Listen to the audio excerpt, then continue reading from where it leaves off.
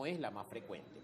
Dentro de las causas de alergia, pues en nuestro país lo más frecuente son los ácaros. Recuerden que los ácaros son esos animalitos microscópicos que están en el polvo, en las almohadas, en los colchones. Es la causa más importante de alergia a nivel mundial.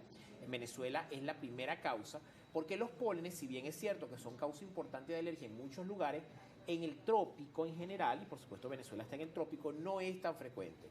Sí hay mucha gente que es susceptible a, digamos que el campingmelado, estos pólenes que salen del Ávila, etcétera, en ciertas épocas del año, pero no es tan frecuente. Muchas veces estos pólenes lo que hacen es exacerbar lo que ya existía.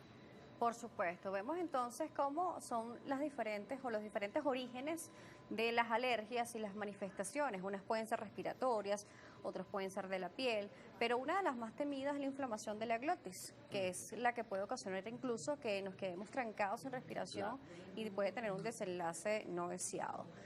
¿Qué pasa? ¿Las alergias también tienen niveles o etapas?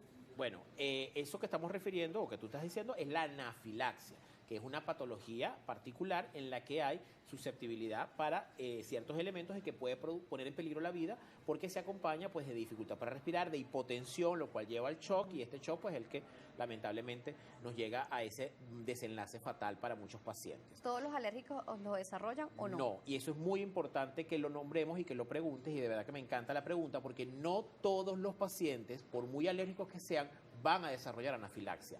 Hay que tener una susceptibilidad para esto, es decir, hay pacientes que tienen, digamos que su genética para desarrollar anafilaxia y otros que no. Entonces, un paciente que va a desarrollar anafilaxia es muy difícil predecirlo, pero eso tiene que ver mucho con lo que el paciente es alérgico. Entonces, hay alergias, por ejemplo, las alergias a los ácaros o las alergias a otros elementos como algunos alimentos, el maní está muy involucrado, el pescado, los mariscos, son más susceptibles de ser más alergénicos y más graves y pueden producir anafilaxia. Pero, insisto, no es un problema de todos los pacientes. No es que un paciente que tiene rinitis invariablemente va a desarrollar la anafilaxia. No. Hay pacientes que nunca la desarrollan, nunca la han tenido, y afortunadamente es la patología alérgica, si bien es la más grave, es la menos frecuente, gracias a Dios. Eso es una buena noticia. Eso es una buena noticia, porque no todos la van a desarrollar.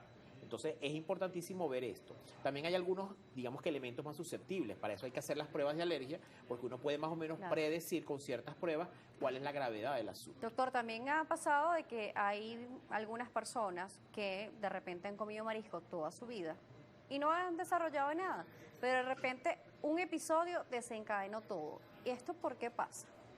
Bien, puede haber una sensibilidad primero que aparezca de manera tardía. La alergia sí, aunque dijimos que no hay grados, pero sí va avanzando. Entonces, un paciente, hay una cosa que llamamos marcha atópica, un paciente que empieza, por ejemplo, con rinitis, con eczema, dermatitis atópica, luego puede desarrollar la rinitis, puede desarrollar asma, puede desarrollar reacción adversa a medicamentos, alimentos y, por supuesto, anafilaxia. Lo puede desarrollar en la medida que pasa el tiempo, pero y que hay una exposición constante a estos alergenos.